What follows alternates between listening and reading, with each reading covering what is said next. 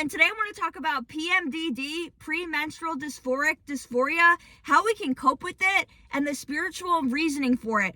So in 2020 is when I first felt like I started experiencing this, and that's because I've been on SSRIs since I was 8 years old, and the last one that I was on was Zoloft at 200 milligrams, which is the highest dose.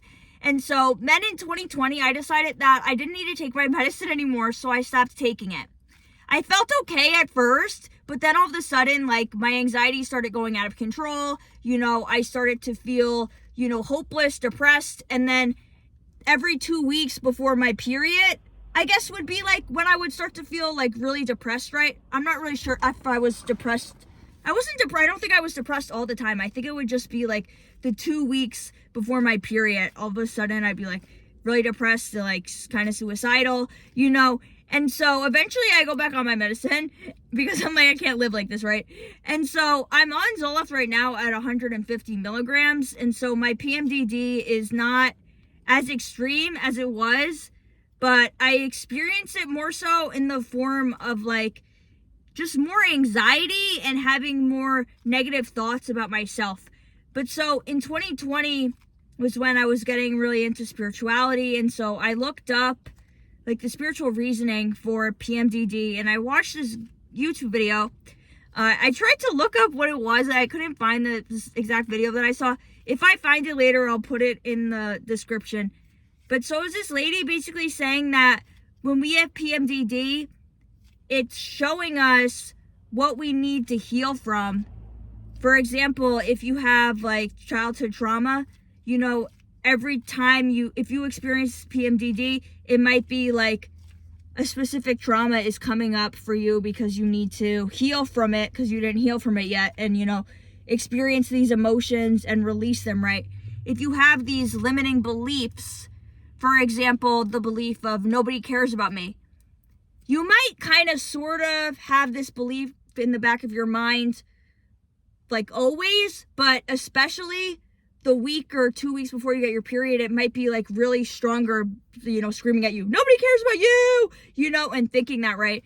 So that's one of my limiting beliefs. And for me, I've had like negative experiences just with making friends, keeping friends, trying to make friends, and trying to put myself into a group and become friends with people, and it just not working out right. And so I have that belief of nobody cares about me because of my parents, but also because of friendships, right? And so something that happened yesterday was I was hanging out with my new friends from Bible study. I've only known them for like 2.5 months maybe. And so I see them every Thursday. And then sometimes we'll do something else outside of Bible study, like on Friday. Like yesterday we were doing karaoke. I've done karaoke with them a different time when it was one of their birthdays. And they're just other church events outside of Bible study. I will see them, right? And so I'm hanging out with them, and then all of a sudden I just get hit with the nobody cares about you, these people don't care about you, and just starting to feel, I guess, the ways I felt in past friendships, and just start thinking about like failed friendships and stuff like that, right? And kind of just starting to feel bad. And so because of the fact that I know about the spiritual reasoning for PMDD, I was able to stop myself somewhat from going down like a negative spiral. And so that's why I think it's good to know what PMDD is, know what PMS is, right? Know that you're experiencing this, because then it could help you to more so quickly snap out of it, because then I was like, wait, I'm just having these thoughts because of my past, and it's not necessarily about the situation that is happening right now in front of me, right? So then you have to start doing affirmations. I just start telling myself, everybody loves me, to help yourself feel better. You have to then, whatever it is that you're feeling, you have to start saying the opposite to yourself, that people do care about you, right? And of course I found evidence in the moment to confirm my belief that nobody cares about me or that these people didn't care about me, right? But you also have to think about, the evidence that you found. Is that because you are creating that situation? Like, sometimes the evidence that you're finding, like, isn't real, and you're just kind of making it up, okay? So I guess I'll just say what happened. So I'm gluten-free, and so they ordered a pizza, and obviously I couldn't have it because I'm gluten-free. And then my evidence was that they didn't care was because nobody was like, oh, Grace, why aren't you eating? You know? But at the same time, it's like, you have to speak up for yourself, and you have to accommodate yourself, and you can't expect everybody to kind of cater to your needs and to kind of, you know, get you something that you're going to eat right. And so I was thinking, though, to myself in the moment, like, okay, this is a time for me to care about myself, and I can order something for myself to eat. The only reason I didn't do that was because, like, sometimes when we're at this specific person's house, they'll be like, okay, guys, like, I need to go to bed, like, you need to leave, you know? And I didn't know when they were going to do that. And when I went online, like, I went on Grubhub. I never ordered from there, but, like, I was gonna use Grubhub because I'm like, maybe if I just make an account, I'll get it for free delivered. And so then it said it was gonna take 45 minutes, and so then I was like, well, I don't know if this guy is going to kick everyone out of the house, and then, like, my food didn't even come yet, you know? And so I felt like asking, oh, well, like, when are you guys planning on leaving? Like, I'm gonna order something to eat. I just don't know, like, if I should order it or if I should just wait till I get home, right? But then the main reason, I guess, well, there was just, like, multiple obstacles. So then the reason I didn't do it was because then I started being a cheapskate because I don't order food, like, to be delivered. If I order something, I go and pick it up, you know? Like, or I'll just eat it at the place. So, like, that's just not something that I do. Order stuff to be delivered, because then you have to pay for the delivering and pay for the tip for the delivery guy. And I was just being a cheapskate, okay? Which is bad, okay? In my other video that I made, though, about generosity, I have been being generous. When people ask me for money because they need it, I've been giving it to them. And I've been having cheerful attitude, okay? But I guess in some ways I still was being a cheapskate, and I have to stop being like that. Like, I should have just ordered it, whatever. I didn't. I'm just trying to be real with you guys, okay? Next time that this happens, now I know what to do, and I'm gonna order the food. There was just too many obstacles yesterday, but it'll be okay next time. And I feel as though I maybe could have tried more to have connection with them. I was feeling kind of disconnected, I guess, from the group, but that could have been my own mind, and I created that situation, right? And part of the reason was, not everyone in the Bible study group is, like, different ages, but not everyone went to this event. And so the 3 people that were there are 20 years old, and I'm 25, so, like, I feel like it's kind of awkward. But I thought the other guy that was there was older. But then when I asked him when he graduated high school, because I wanted to see because he actually lives in my town, I wanted to see if he was, like, in my brother's grade. Even though my brother is 3 years younger than me, that's still better than being 5 years younger. But then he was also 20 like them. So when I texted my mom, like, what the F? I'm the oldest person here. And I just started to, I don't know. It made me feel weird. And I told my mom I felt like a pedophile. My mom said that's not what a pedophile is. So the beliefs that you're having are important because your mind is going to want to show you that the belief that you already have is true, and it's going to look for evidence for it.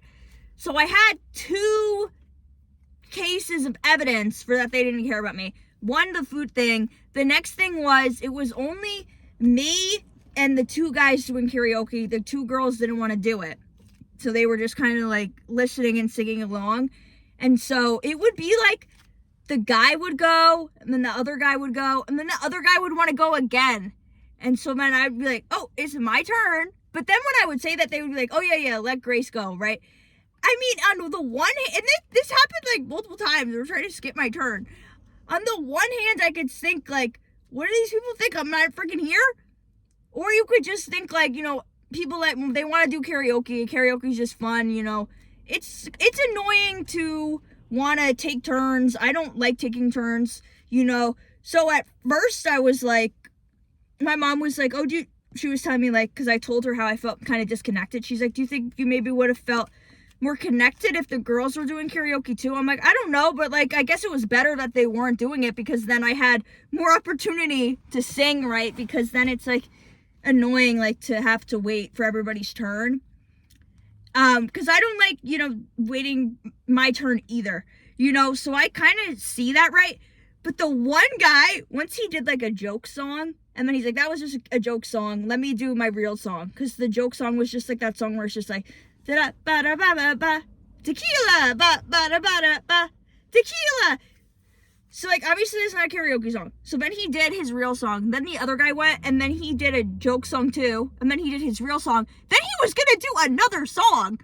I'm like, wait, let me go. Like, let me do my song. I'm like, what? And then the other guy was just like, yeah, you're hogging trying to do 3 songs. So then I did it. So I advocated for myself in those moments, which was good, for me to be able to do my songs at karaoke. But that was just another reason that, like, if I'm in the mindset of, like, nobody cares about me, then I'm thinking they're purposefully skipping my turn. They don't want to hear me sing because I'm such a terrible singer. I filmed myself doing one of the songs because I'm like, let me see if I'm good. I didn't listen to it yet, but I said to my mom and she said that I was good. But I was getting paranoid that I was a terrible singer. Whatever. I still was doing it, and I still did the 4 songs. Anyways, but then I had to stop myself, and I had to start telling myself, people do care about me, and people love me, people like me, whatever, right? Then I would start to find evidence for that being true.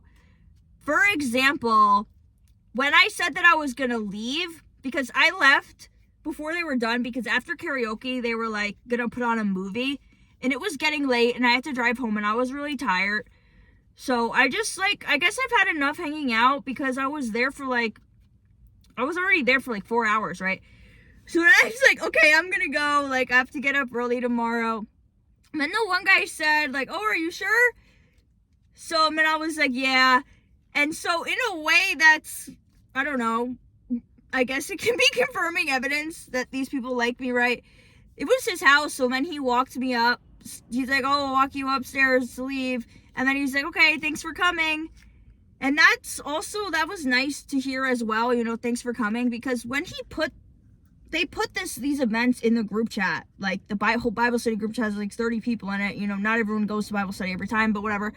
And it was like, oh, I'm having karaoke at my house. So it wasn't like a personal invite type of thing. But then I was thinking, like, well, if they didn't want me to come, they could, how some people do, then you have a big group chat and then they make like a smaller, tiny group chat just for the people that they like to do things with them. So it could have been something like that, and it wasn't, right? So just stay positive that these people like you, and if they didn't like you, then you wouldn't be invited. Because my mom said that my brother is in this group, and then they stopped inviting this one guy because he was too obnoxious, and then the people didn't like him. So if people don't want you to be there, they'll kind of make it so that you can't be there, And so I hope that these people aren't gonna be watching this, because it's kind of embarrassing to say to them. It's kind of like just wanting validation 24/7 that people like you and care about you. But that's just unrealistic, and that's not gonna happen. So when you just have to tell yourself that people do like you and people care about you, and then your mind is gonna start to look for confirming evidence that that's true. And if you think that you found evidence that these people don't care about you, you could kind of try to look from their perspective, and a lot of times it could be just your fault in a way, your actions causing these other things to happen. I don't know, it's hard to explain. You guys, you have to have a specific example for it, because sometimes it is true that people don't care about you, and if it's actually true, then yeah, don't talk to these people anymore. But sometimes it's just like you're creating situations that aren't there. And I guess it's important to just note when this stuff is happening. Is it during right before you're gonna get your period? Because then I actually got my period today, and this happened last night. So is it right before your period that this stuff comes up, or is this stuff come up, after your period's over? Because then it might be true. with the stuff that you're feeling. I don't know. Sometimes maybe it isn't also. But, so your PMDD could be trying to show you that you're in a situation that's not right for you, that you need to get out of, right? As an example, in 2020, I was taking classes for the Institute of Integrative Nutrition because I wanted to be a health coach, right? And so this was because in 2020, I went on the paleo diet. I started feeling really good. That's why I went off my medicine. But then, shortly after I went off my medicine, I started to feel bad again. But anyways, I thought I wanted to be a health coach. And so then I started to feel like, oh, maybe I don't actually want to do this right. Because I guess I started realizing that the paleo diet wasn't all that it was cracked up to be. And I started getting like orthorexic, I guess, and like having really bad food anxiety because of this. And it was really stressful to like eat food and everything.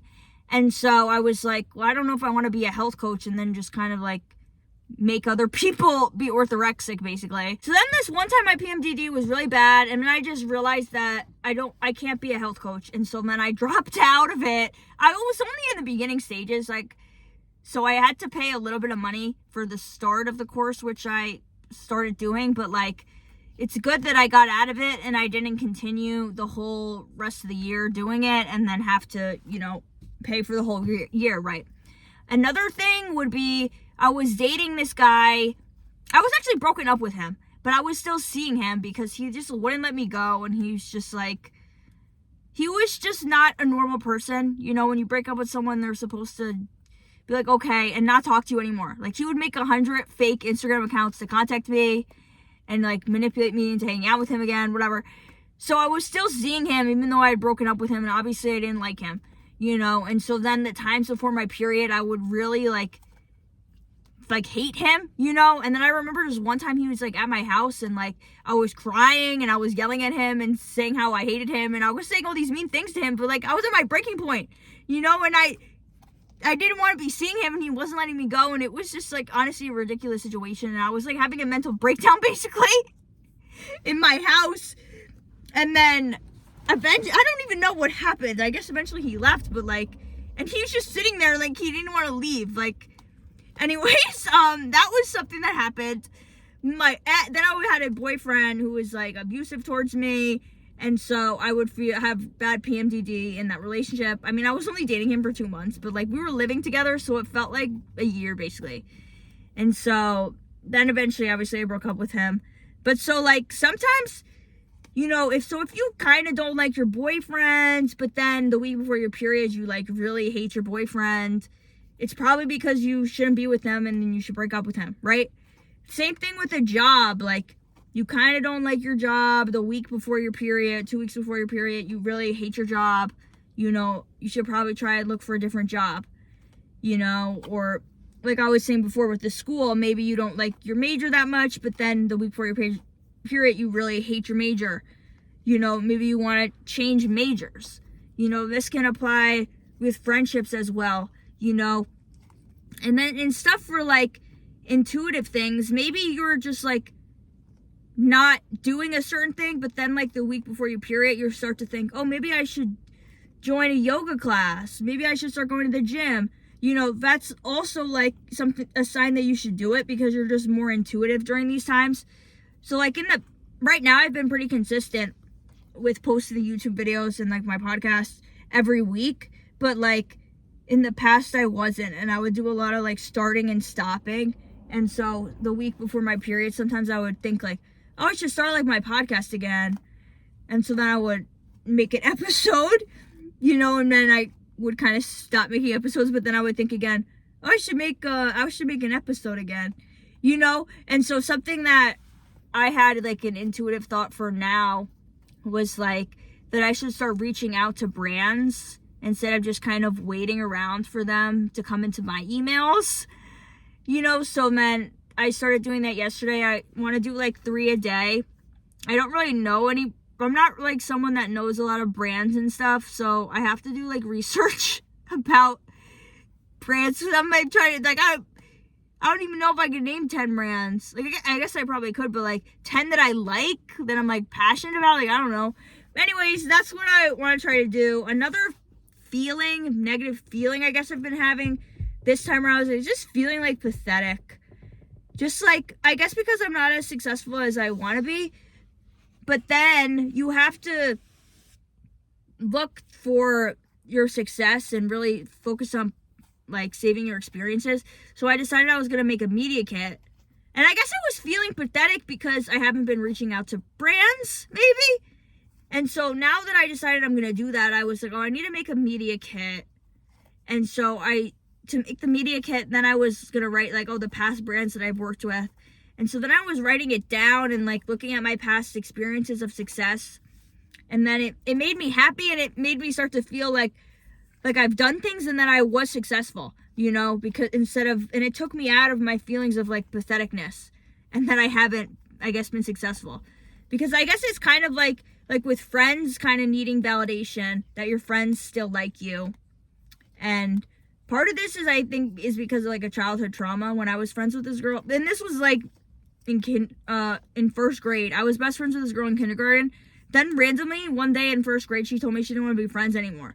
So I kind of have this belief that like, even if you're friends with someone, like one day they can just decide they don't want to be your friend anymore, and that's why I guess sometimes I look for evidence that like people just don't like me anymore and they're going to leave me, I guess, which is what I was feeling yesterday, but I tried to snap myself out of it, and I'm going to do better, try to have more connections with them the next time, and try to have more positive thoughts and see if it helps me.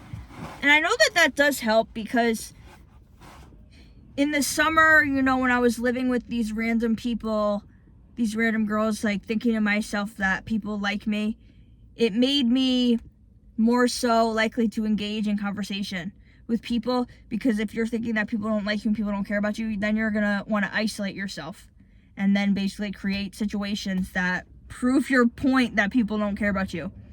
That's why it's good to really focus on changing your thoughts, right? But so yeah, with the validation, like, I guess I feel like I need a brand to reach out with me every day for me to feel successful. Like a paid brand collaboration, when you don't need something to happen every day to be successful.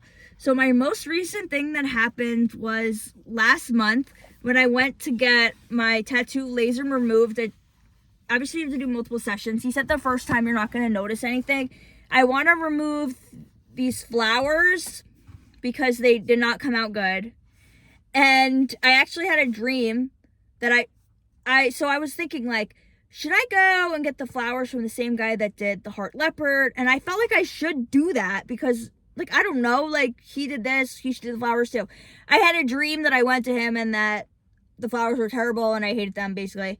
Then I'm thinking, like, is that my intuition or is that paranoia? And then I'm asking other people what they think, and then someone tells me it's paranoia. I went to him, it wasn't paranoia, it was intuition. So, be better safe than sorry and trust yourself. That's what I learned, and now I vow to always trust myself. So anyways, I was getting this laser removed. I'm keeping the bee, though, and I want to go to somebody else and get a different flower, like here and here. But so, I'm in there, right, and the lady asked me what I do for work. So then I told her that I'm a content creator, right? Then she gave me a discount, 10% off. And then she wanted me to post a video, and I already had took a video in the lobby waiting area just because I wanted to. I wasn't gonna tag them, I was just gonna post like my video. So then I just had to tag them, and then I was like, tried to see if I could get some more money off. So then I was like, if I make multiple videos, can I get a bigger discount? So then she gave me an extra $200 off. And so, I don't know, that was cool. It wasn't like, it was kind of like I got like a $600 deal based off of the money off that I got. So that's obviously a success, and it made me happy, and it made me feel successful, right? And so, yeah, just really try to, if you feel like you're not successful, you just have to try to really harness your moments of success, and you don't need something to be happening every day or every week, and just think about these successful times, because then it will bring you out of your feelings of being unsuccessful and like pathetic. But so some other feelings that really come up for me is like self-doubt, and I've been pretty good. Like, when I first started posting like longer videos on YouTube, I would like set up the camera and hit start, and then I would keep redoing like just like the starting part of it, like the starting like 2 minutes, because this self-doubt that I'm having. And that would happen for a while, and then eventually that stopped happening, and then I could just press start and then just do the video and not have to like keep redoing the start because of self-doubt, because I was just feeling confident. But that happened today though, where I was having self-doubt today, and I kept like redoing the first like 2 minutes of it. But since I just got my period now, I saw that the PMDD can end like a couple days after your period starts. So I guess I'm still in it a little bit. But like, now that I know what it is and you have a name for it, then I could think to myself, well, I'm having self-doubt because of PMDD, not because I shouldn't post this video. You know, and you just have to power through it. And even with like the anxiety, like I said, it gets worse. And one of the reasons that I know is just you can't listen to it during these times is because once I was in Urban Outfitters, and this is like before my period's about to start, I start getting paranoid that the employees are like watching me and they think I'm gonna steal something. And I'm like, why am I thinking this? Like, I never go into a store thinking that the employees are gonna think I'm stealing. Like why should I be thinking that? Like, doesn't even make sense. It's just like paranoia, you know? And so because of that experience though, it made me realize that like this other anxiety that I'm having about other things, I just should not worry about, because that's just paranoia, right? And so I made another video about this a different time, but I was like, obviously started doing dancing in the park, right? And so I was feeling good, and I felt like it's been getting easier, but then it was the week before my period again, so then all of a sudden I was just like really anxious and I didn't want to do it. But I knew that it was because I was more anxious because I was going to get my period soon. So then I powered through and I did it, and nothing bad happened, and it was okay. So yes, your anxiety is probably going to be worse, but you can still power through it. Just because you have anxiety doesn't mean that you shouldn't do it, right? And so another thing is just like being easier on yourself and doing more of your self-care activities at this time. Like for me, focusing more on painting. I've been making some more paintings, you know, just doing things that make you happy and that help you. Dancing more. I feel like my PMDD hasn't been as bad because I've been making like lifestyle changes, and I've been, you know, dancing more and working towards my goals. Like I said, I was feeling pathetic, but I guess that's because I wasn't doing all that I could be, because it is important to, you know, reach out to brands as well. And like, what the heck? I don't even have a media kit. Like, what am I doing? I should have already had that. So now I'm gonna make one, right? Like, I just kind of focus on like I'm making the content in my videos, and people tell me that I help them, and so it makes me happy, and it feels like I'm doing something, you know. But at the same time, you have to be able to make money, so that's why I realized that I should start to reach out to them more, and hopefully that it will be good. So I definitely think that knowing that you have PMDD and knowing that it's like just showing you what's something that you need to change in your life, or thoughts that you need to release and stop having, I think it can help you to be able to manage this more and to help you to cope with it, right? You know, and it's easier to be able to stop yourself from thinking a certain thought when you can say, oh, this is just my PMDD talking, and, you know, quickly reframing it and switching your thought to something more positive. And hopefully, like, the more that you change this thought every time it comes up, the less you will be having this thought, you know. Because, like I said, I used to have self-doubt. I mean, I stopped having self-doubt. I mean, I did have it today, but I still powered through anyway, so it didn't really matter, you know. I guess it's not even about just, like, never having certain thoughts again, never having certain feelings again. It's just, like, being able to power through it and knowing that it's going to be okay, you know, and being patient with yourself. Because I used to think, like, in 2020, I was like, I never want to experience this again. And I guess I just want to be happy all the time. But it's kind of unrealistic because, you know, even if you had, like, healed from all of your childhood traumas, you know, maybe something happens, a negative experience happens as an adult. You know, life isn't perfect all the time. So, you know, you can't expect to be happy all the time. You can do your best to do things that are going to make you happy, right? And that's why I think dancing is really good, because you can move emotions and stress out of your body. And I've been doing this trauma healing course that's 30 days. I talked about this in my other video that I started it, and I kept doing it. And today will be day 20. So I just have to keep doing it, and then I'll be day 30. And I'm feeling better. I think I'm feeling better, and I'll be just continue to do that. And she's going to give like good technique for body movements to do every day to help you. And yeah, I think somatic healing is good, and moving your body every day is really good. And so you should definitely start dancing every day if you don't do that, or doing some type of exercise every day.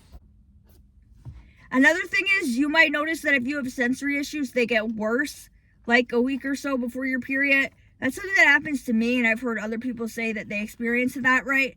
So being aware of that is good. You know, make sure during that time only wear sensory friendly clothing. I mean, you should probably be doing that anyways every day, but just like if you don't do certain things to make it more sensory friendly in your everyday life, like try to do that, make more of an effort to do that, you know, specifically during this time, you know, can hopefully will help you. And then like using your fidget toys, making more time to do stimming, you know, that's why I like doing dancing a lot, because I think it helps me. Doing the dancing in the stores, I was doing that just for like confidence building, but I realized that it would help me in terms of sensory overload. Like I went to Michael's craft store yesterday. I did like 5 dances in there, and then when I left, I wasn't like stressed out after when I left. Whereas like in the past, they're probably just going into the store and then leaving, like them probably just being stressed out, you know, and then have to do stuff like when I got home, like do dancing and stuff at home, you know. So that's why I think dance, if you can do it, dancing in the store, is good, because it can help you cope with the sensory overload in the stores. So that's why I'm gonna keep doing it. But that was something that I found helpful. And like when me and my mom went to see this play in the city, and then after I did a dance, and then we were shopping, and then I did a dance in the dressing room, and then I was less like stressed out, you know. And I did that another time. I went to the city, and I did some dances in between. But I was doing like, never underestimate the power of dance. It is amazing. Thank you so much for listening. Please like and comment if this video was helpful for you, and let me know of any other videos you want to hear me making. Thanks. Bye.